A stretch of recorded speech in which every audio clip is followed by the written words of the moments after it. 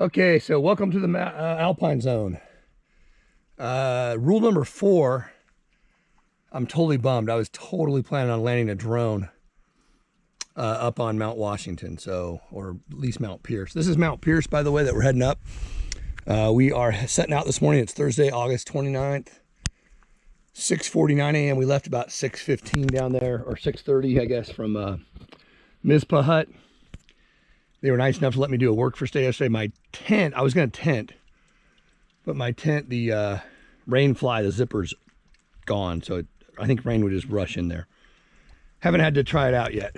So they let me stay on the floor, which is nice. But you can see the nice view here. We'll have an even better view once we get up to Pierce here in a minute.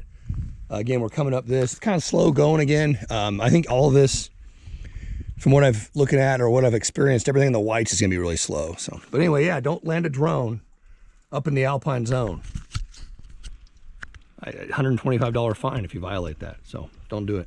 Love you. Bye.